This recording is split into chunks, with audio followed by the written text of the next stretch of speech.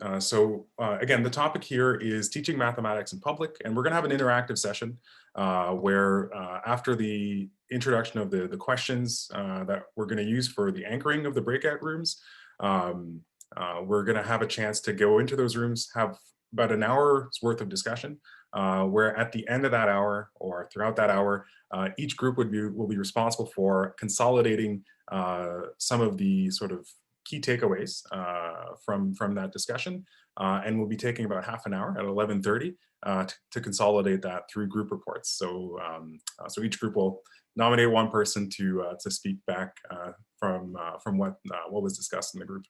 We're going to leave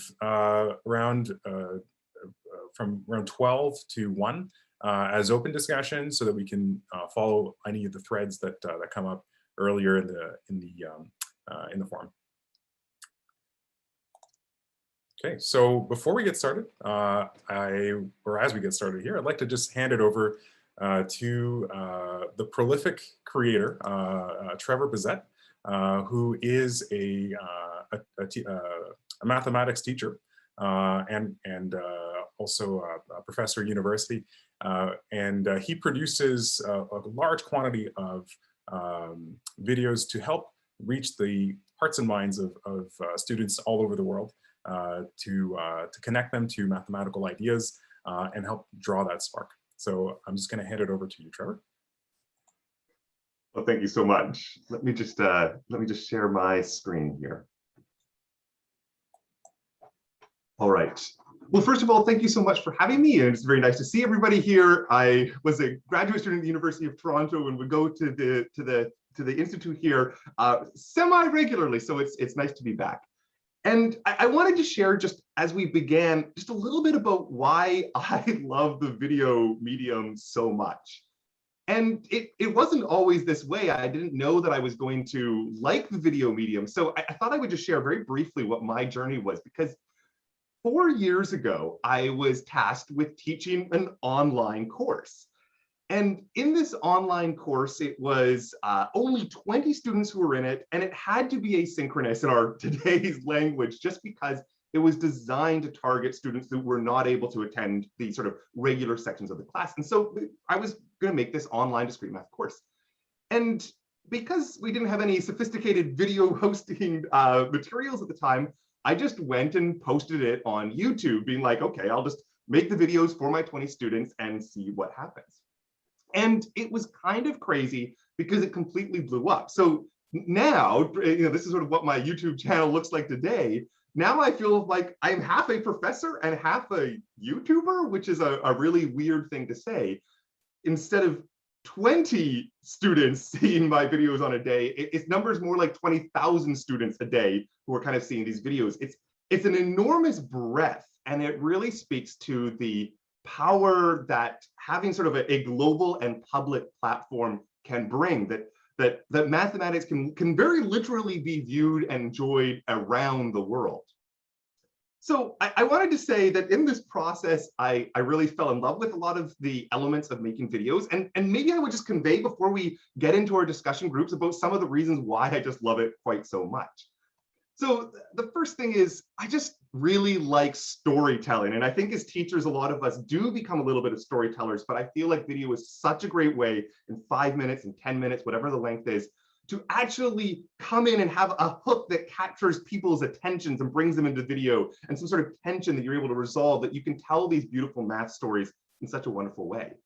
I really love that with videos, I feel like I'm unconstrained from the constraints of the kind of mediums I typically teach with. If I'm in my big university lectures at the University of Victoria and I just got my, doing a standard chalk talk, which I love, don't get me wrong, but the things that I can control about it are just not the same with video. Video, I can choose which style I video do depending on the content. I can be as free as I wish with what I want to make and edit it and make it absolutely perfect. I really, really enjoy this. I really like that you can leverage the multimedia principle, that you can have different graphics and animations, maybe a specific math one, like this is the Frenet frame, but also just the way you display text and the way you display equations. Everything can be as visually engaging and popping as possible. I really like with videos that you can manipulate the cognitive load. So this is like the stress it takes for a student to try to learn content. So for example, the way that like how much of the challenging concept is not based on the concept, but in the way that you present it. And with online video, I feel like I can take all that external load, the parts that about how you explain it, and make that as small as possible so that I can support students in developing their own sort of mental schemas of the idea. I can increase the sort of germane load. We can talk more about this later on. I love the pause button. Oh, if there could be a pause button in real life, would I not put one in? I love that people can reflect and can think deeply and can go back and can ask questions and can be motivated to actually like just go at their own pace versus the pace that's asserted to us by a large and boisterous classroom. I don't always love video though. This is a funny comment I get not infrequently. I literally watched every video in a day and I'm feeling extremely confident with multivariable calculus now. Oh, really? I don't know that watching every video of mine in a day is a good learning strategy. Perhaps we should be doing some problems as well. But nevertheless, I think it's a lovely medium. And there's so many more things. But because I just wanted to just very briefly send us off, there's a few things about what I love. And I want to just impart 3 themes that we can just think about as we're going through the rest of today's activity. So the first is, there is so much material, online videos, but more than just videos as well, as you all know, that has been created in the pandemic. So how do we take that incredible resource, whether it's something that other people have created or our own ability to create things, how do we leverage that actually in our classrooms with our actual students, where it's not breadth, it's not posting on YouTube and having a huge number of people, it's depth, where you're focusing on your specific students and trying to make a real connection. How do we leverage video in that space?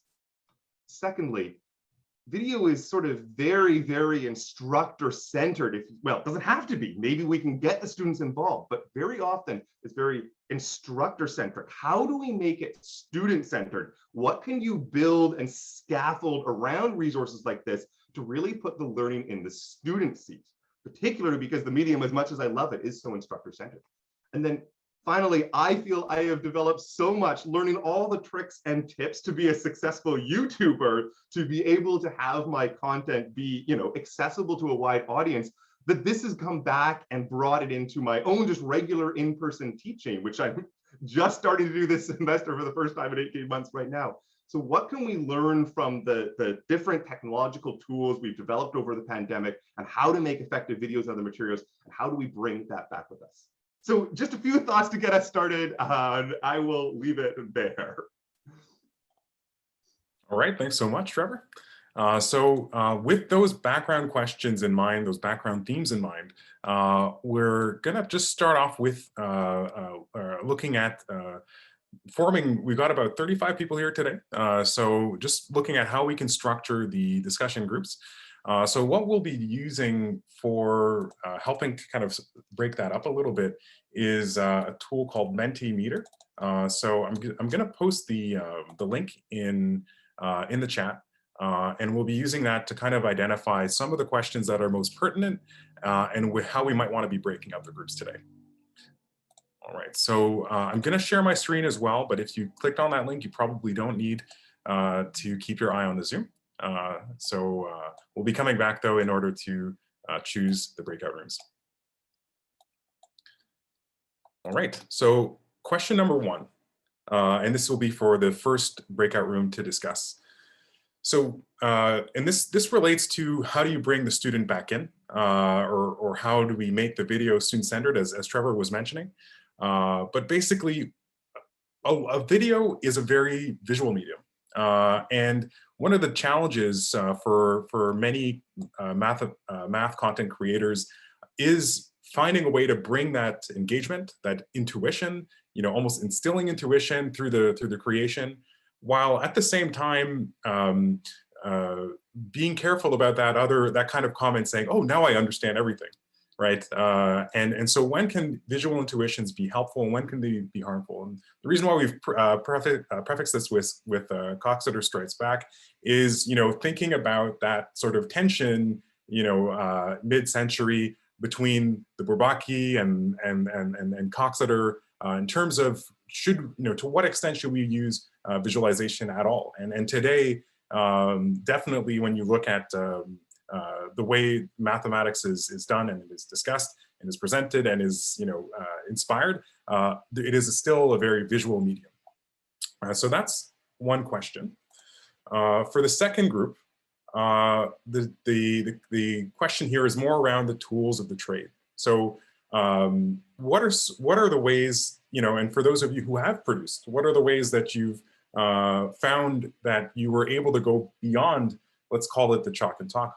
Maybe that is, and maybe chalk and a chalkboard may make part of that process up, and it's more about the editing process and all of that. But what we want to do is in this second group, create a space for those who are more having that discussion on the technical side of things to see, what are some ways that are actually effective in terms of being able to bring that inspiration and bring out those ideas.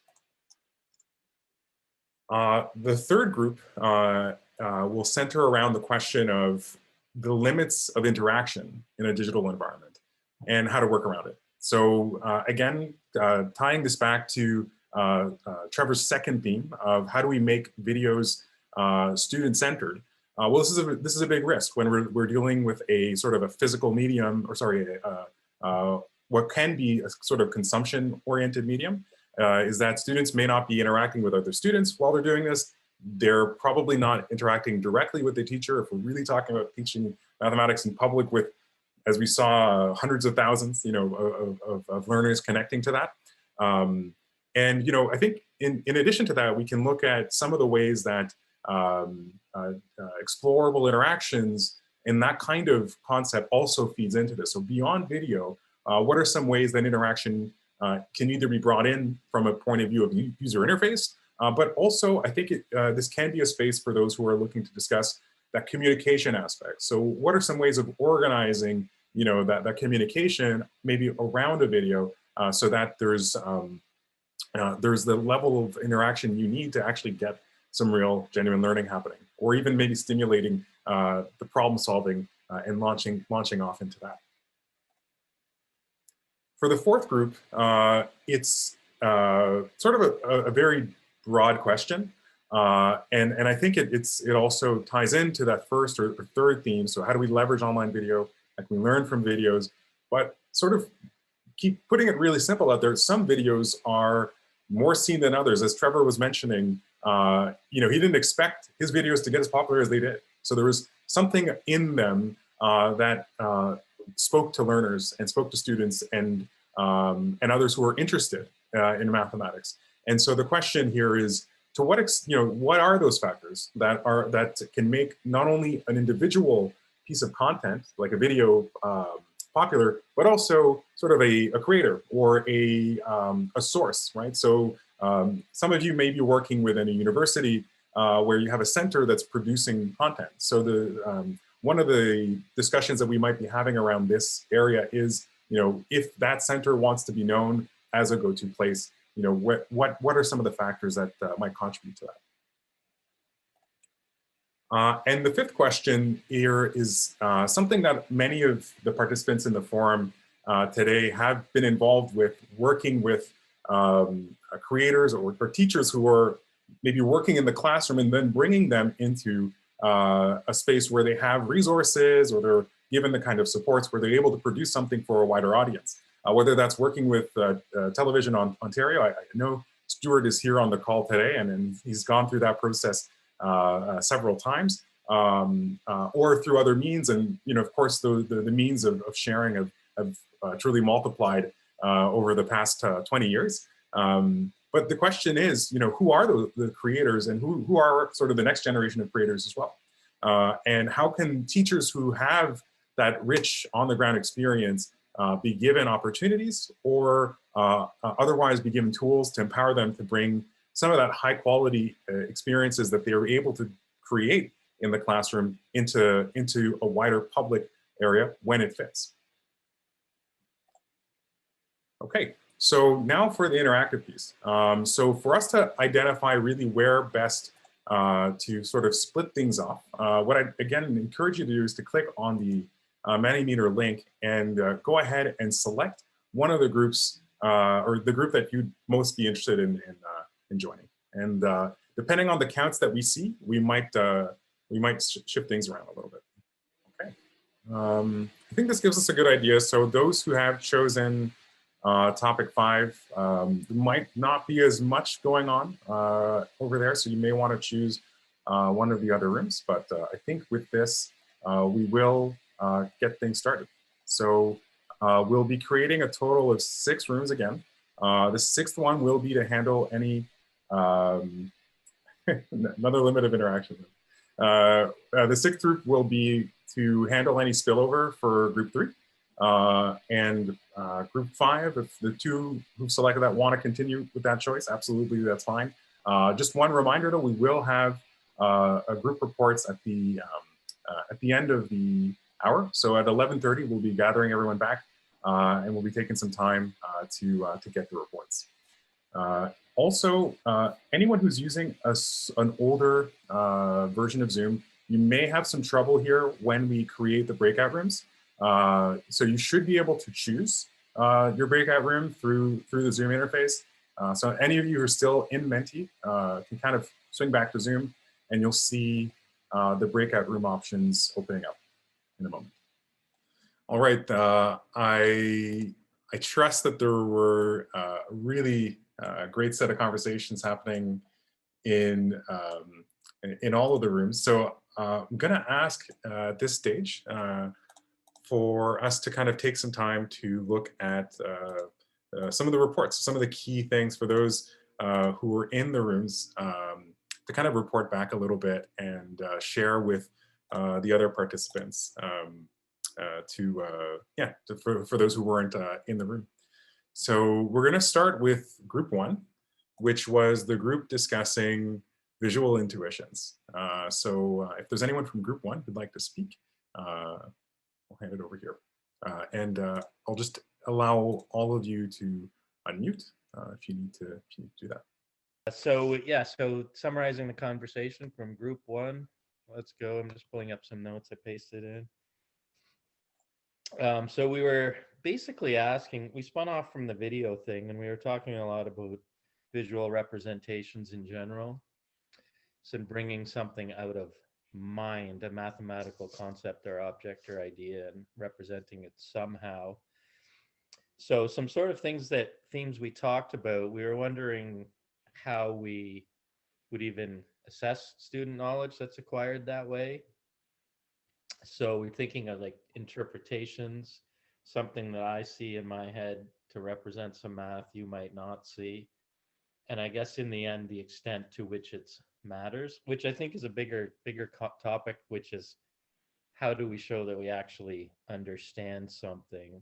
But we were talking about how if we're looking for that perfect picture to come up with to build on the video theme, we might give students an invitation to do their own videos. Just like in class, we might ask them to make their own graphs, or just like I have grade 1s right now and I get them to use snap cubes or whatever it is. So it's almost always worth trying to represent mathematical information visually. And then so part of the topic was building on the Bourbaki sort of theme is, are we intuitive or are we more formalist? And so I think a key answer is from kindergarten on, we are trying to access a visual imagination for mathematics. But where it gets lost on the way is where maybe a teacher pushes their own visual interpretation too hard or their way of seeing. And we were just talking about how do we balance that along the way, which was definitely no easy task. One thing we pretty much agree on is that if we giving students a chance to create and experience their own visual is really, really important. Again, knowing that it's not perfect because there is no perfect picture. So some examples along the way would be, and so it's distinguishing, I think, from elementary, there was a trend, we say draw a picture. We mean, which may or may not have mathematical content, but we really mean create some representation.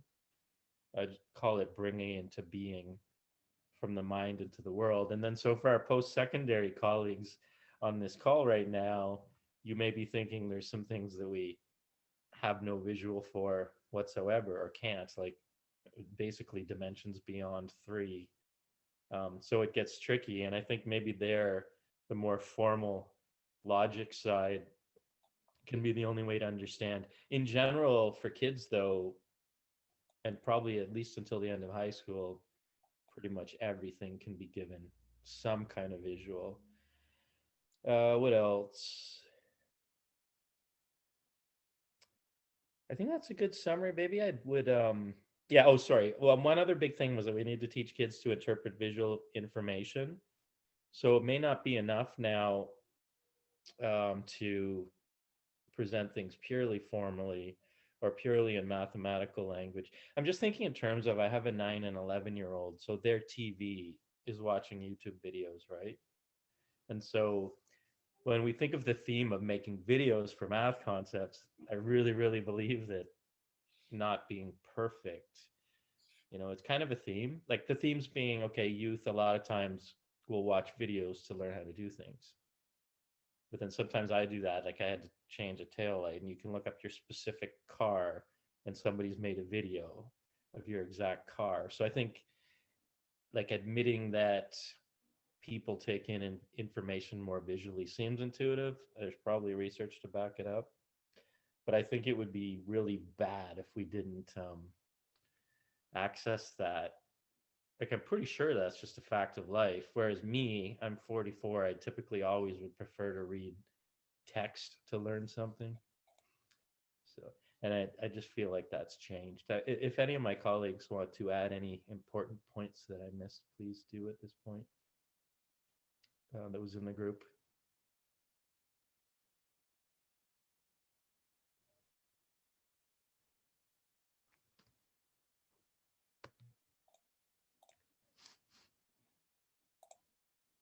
All right. Thanks, Matt. So that was for the visual intuitions. And sorry, Charles, I think Margaret wanted to speak here. I'll click the ask to unmute button. Thank you. Matthew, you did a great job telling people what we discussed. It's just I would like to reiterate that we need to, as the visual information comes in, we have to make sure as educators, we have to make sure that we teach students to distinguish between what is important in the picture and what is not, what is primary and what is secondary, to interpret visual information and connect it to the mathematical ideas we are presenting. Because without it, students don't really know how to sift through visual information. So that, yeah, but that's, other than that, Matthew, thank you. You did great. okay, so it looks like the unmute button is having trouble. So there's one more. I have it. One other thing, a quick one, two quick ones said. One is we suggest that everyone have a look at Edward Tuft's work, T-U-F-T-E, on visualization of quantitative information, which is brilliant, brilliant work. And the other thing is use of simulations by students to create intuition on visualization.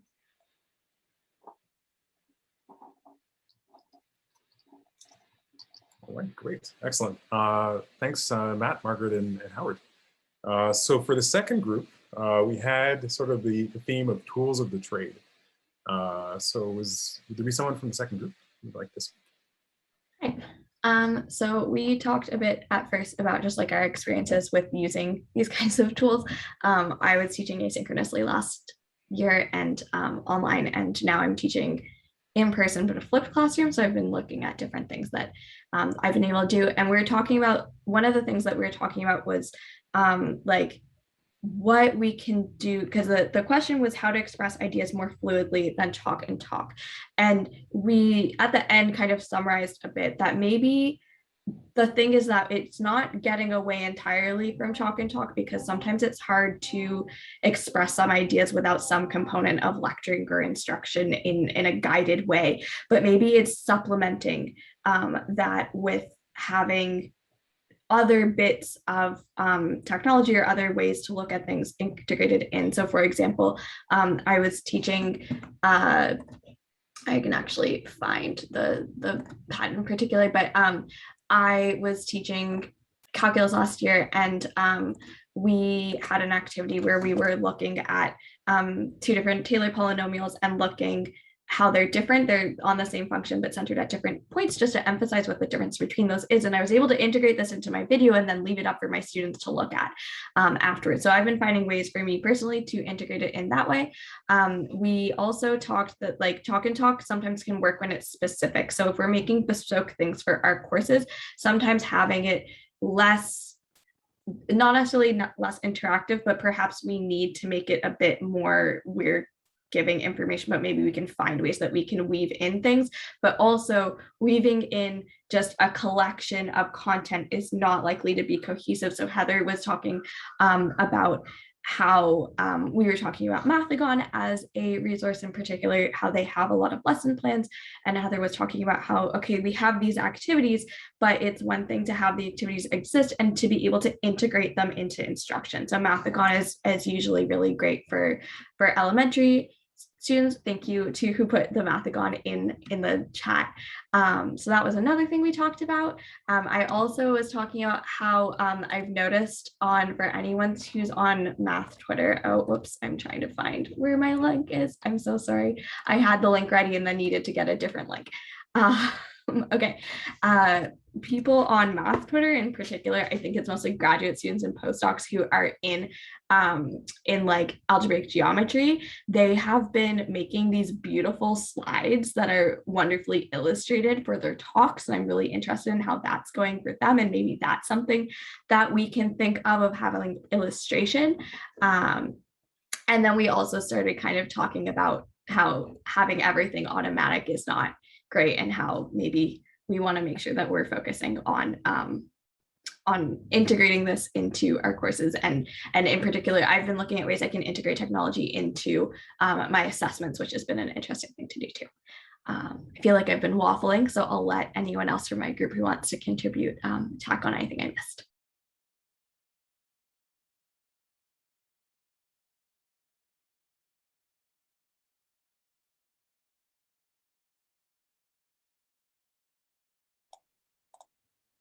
Okay, so I don't see any hands up, so I think we're good here. Thanks, Esmina. So moving on to group 3, with regards, or on the topic of limits of interaction. Is there anyone from group 3 who would like to speak to the discussion? Rachel. Yep. That's me. Maybe I'll just start by introducing myself because I'm new here. I'm from the University of Waterloo, and I work supporting online courses, usually math, but I do a variety. So that's the context I'm coming from. We had a great discussion in our group, and we started kind of talking and looking at students interacting with content. I think we had kind of launched off from this video idea, so that's where our conversation had started. And we talked about the idea that video or content is just one piece of our course and of what we do. It's just one tool in the toolbox. And so kind of how we, and Trevor had used these words in his introduction that I really liked, basically how we build and scaffold around the video is part of what we do. And there's some question or concern about if I'm not using video that I created, then is my presence going to be felt by my students? And so it's that scaffolding and those other interactions around existing resources, because I think there are a lot of existing resources out there that are useful, that build our course for our students and that give them our that help to have our presence in there. And also the idea of really our course is about what students are doing. So, watching video is one thing, but what else are we having them do? How are we assessing them? How are those things all tied together? That all comes down to different types of interactions and how students are interacting. So that's kind of where we had started our discussion. And then we moved on to talking about maybe a little bit more about away from student content interaction and a little bit more into student instructor or student interaction. So, and I think our discussion was an object lesson in the limits of interaction, because we came into our breakout room and everyone sat there quietly with their, as I feel right now, with their video off and and muted, and everyone was just kind of, I think, waiting for somebody else to talk. And so I think, there are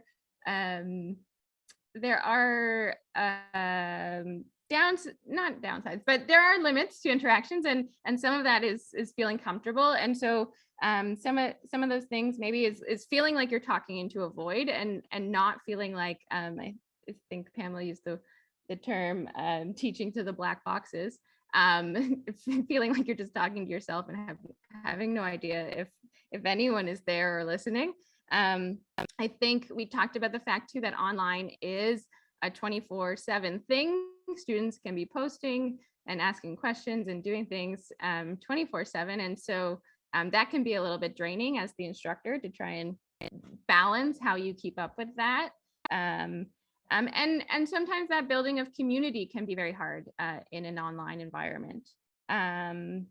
But we also talked about, kind of moved on and talked about different ideas. We got to hear lots of great ideas of what people are already doing with their students, and then talked a little bit about some of the benefits of interaction, because I think there are things that online brings that add benefits. So we talked about, I already had kind of mentioned scaffolding and alignment, watching out for tool fatigue, both for you as an instructor and also for your students. There's lots of great tools out there, but we want to kind of balance how many different tools you're asking your students to try and learn and interact with as the semester goes on. We talked about, people talked about adding questions in the middle of videos that they're creating using different tools. Maybe it's H5P, maybe it's some other things where you can kind of stop the video in the middle and have students think about a question or answer it.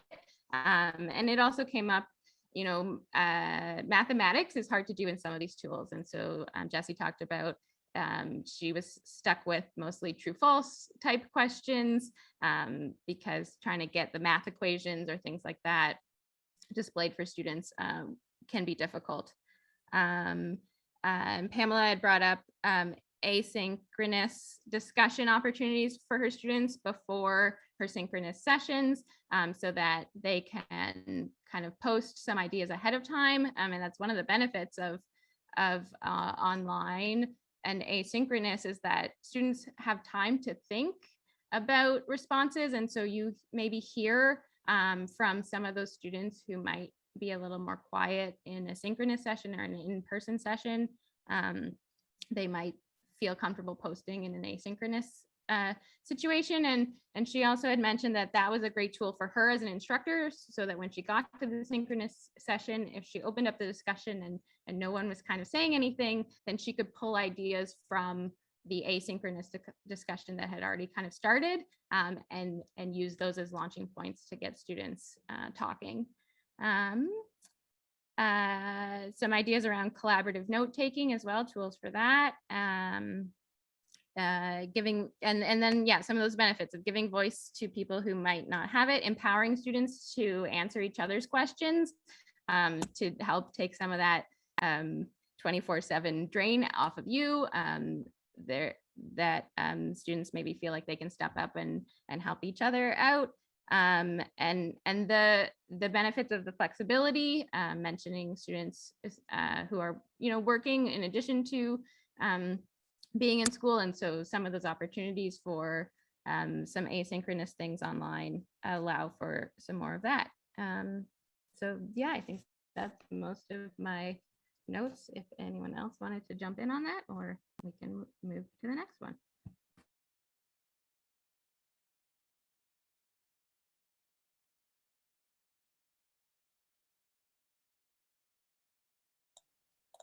All right, thanks, Rachel. So for our fourth group, the topic was around what makes a popular video. At least that was the launching point for the discussion question. Would there be anybody from the group 4?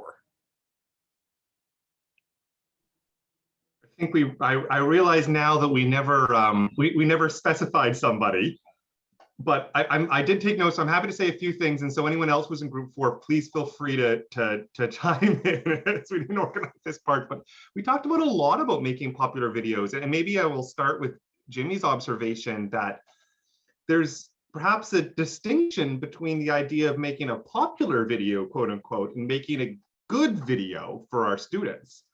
And that even in those, maybe you want to define, well, what do you mean by popular? Popular to whom? To our students, to a general audience, to people who are interested in mathematics?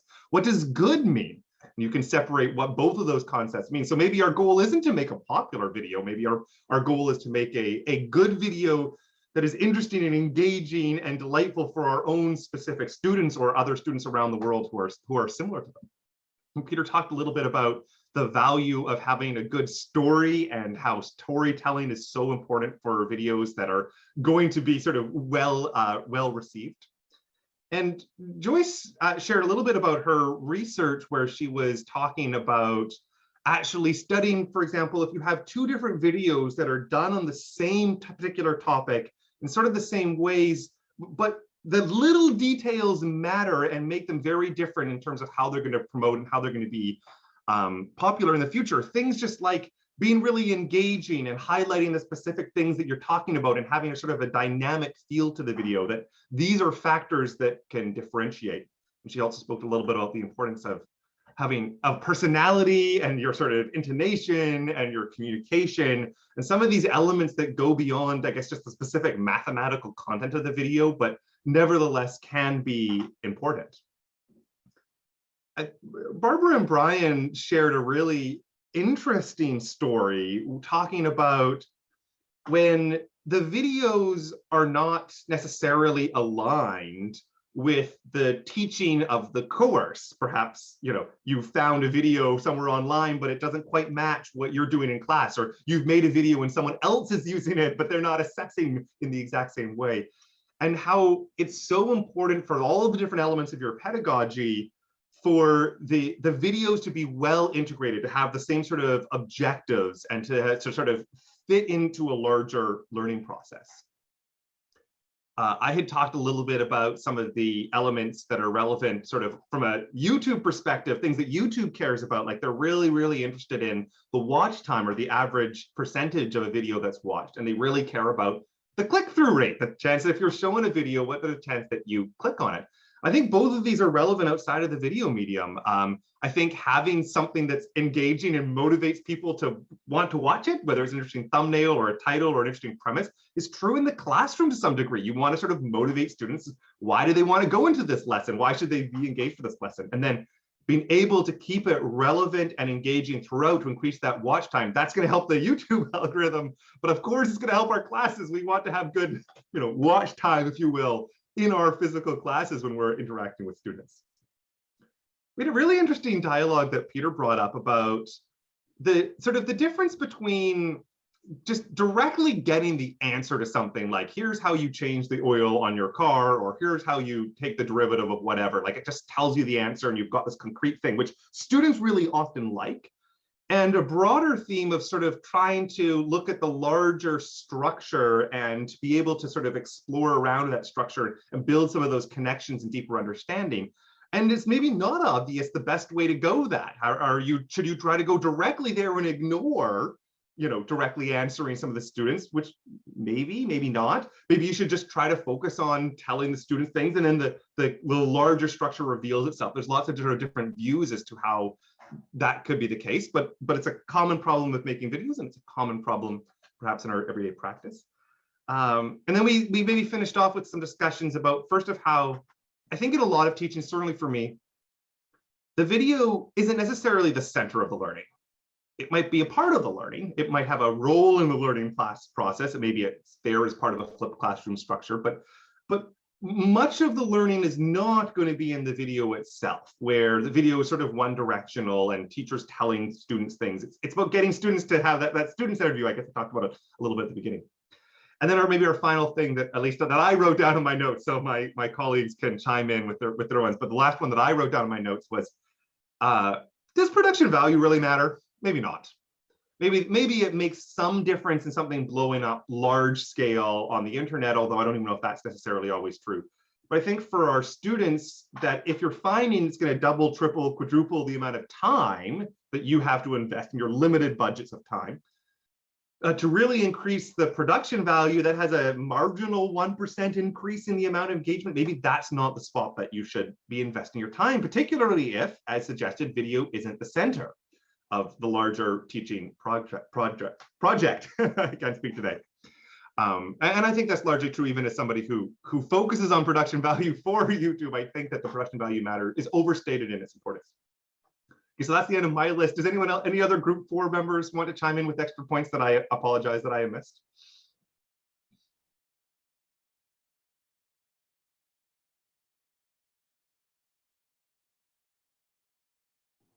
You did a great job, Trevor.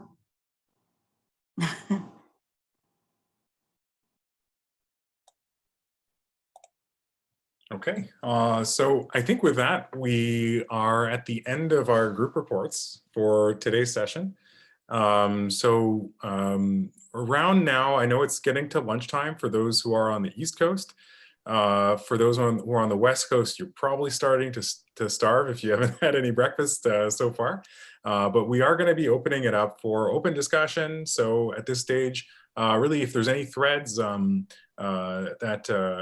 anyone would like to carry forward, the chat is open, the video is open, and we'll actually just conclude the sort of the main portion of the forum here and end the recording. But otherwise, feel free to stick around for further discussion. Thanks again for everyone's participation, particularly for the great opening and the great wrap up here at the end, Trevor. We look forward to carrying on the conversation.